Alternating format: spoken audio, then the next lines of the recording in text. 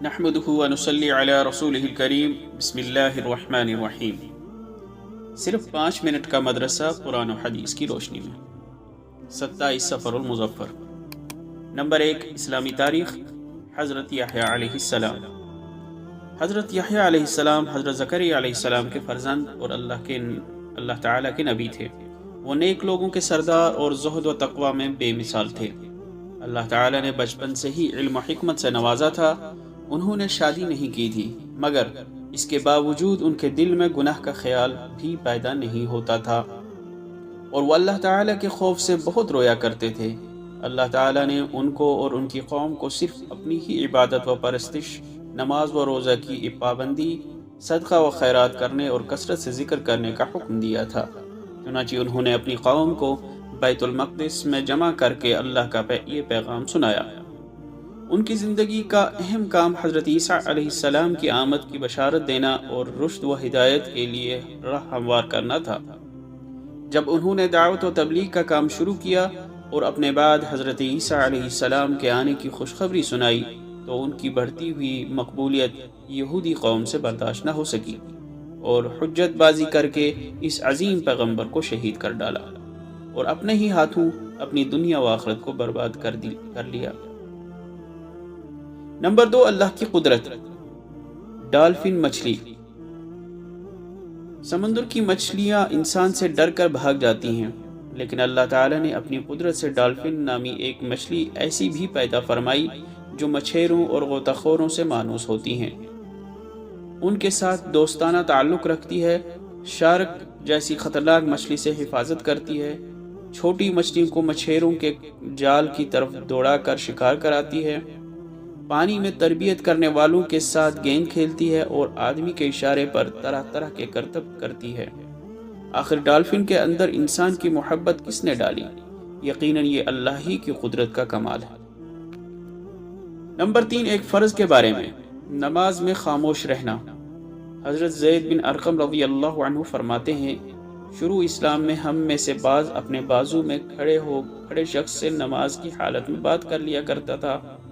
پھر یہ آیت نازل ہوئی، اللہ کے لیے خاموشی کے ساتھ کھڑے رہو، یعنی باتیں نہ کرو۔ پھر ہمیں خاموش رہنے کا حکم دے دیا گیا اور بات کرنے سے روک دیا گیا۔ فائدہ، نماز میں خاموش رہنا ضروری ہے۔ نمبر 4، ایک سنت کے بارے میں، مونچھ اور ناخن کاٹنے کا وقت۔ حضرت ابو ہریرہ رضی اللہ عنہ بیان کرتے ہیں کہ رسول اللہ صلی اللہ علیہ وسلم جمعہ کی نماز سے پہلے لب یعنی مونچھ تراشتے اور ناخن کاٹتے تھے۔ نمبر 5، ایک اہم عمل کی فضیلت۔ اللہ کا ذکر کرنے والے بہترین لوگ ہیں۔ رسول اللہ صلی اللہ علیہ وسلم سے معلوم کیا گیا کہ بندوں میں سب سے افضل و قیامت کے دن اللہ کے نزدیک سب سے بہتر کون ہے؟ آپ صلی اللہ علیہ وسلم نے فرمایا، جو مرد اور عورت کثرت سے اللہ کا ذکر کرنے والے ہیں۔ نمبر 6، ایک گناہ کے بارے میں، مسلمان بھائی سے بول چال بند رکھنا۔ رسول اللہ صلی اللہ علیہ وسلم نے فرمایا، جس شخص نے اپنے مسلمان بھائی سے 1 سال بول چال بند رکھی، اس نے گویا اس کا خون بہا دیا۔ نمبر 7، دنیا کے بارے میں، دنیا دشمنی کا سبب۔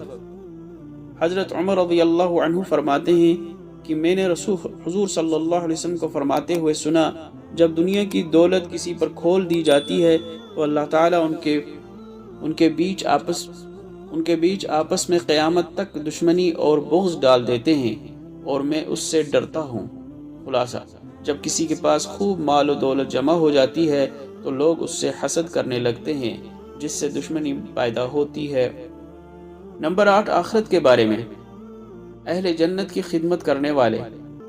قرآن میں اللہ تعالیٰ فرماتا ہے، جنت میں خدمت کے لیے ان کے پاس ایسے لڑکے آتے جاتے رہیں گے جو ان کی خدمت کے لیے خاص ہوں گے اور حسن و جمال میں ایسے ہوں گے گویا وہ حفاظت سے رکھے ہوئے موتی ہیں۔ نمبر 9، طب نبوی سے علاج۔ بیماری میں دوا کا استعمال۔ رسول اللہ صلی اللہ علیہ وسلم نے ارشاد فرمایا، دوا تقدیر الہی کا ایک حصہ ہے اور دوا اللہ تعالیٰ کے حکم سے جس کو چاہتی ہے فائدہ پہنچاتی ہے۔ نمبر 10، قرآن کی نصیحت۔ خیانت کرنے والے کی وکالت مت کرو۔ قرآن میں اللہ تعالیٰ فرماتا ہے، اور کسی جھگڑے میں ان لوگوں کی وکالت نہ کرو جو خود اپنی جانوں سے خیانت کرتے ہیں۔ اللہ کسی بھی خیانت کرنے والے گناہ گار کو پسند نہیں کرتا۔ اللہ تعالی عمل کرنے کی توفیق عطا فرمائے۔ وآخر دعوانا ان الحمد للہ رب العالمین۔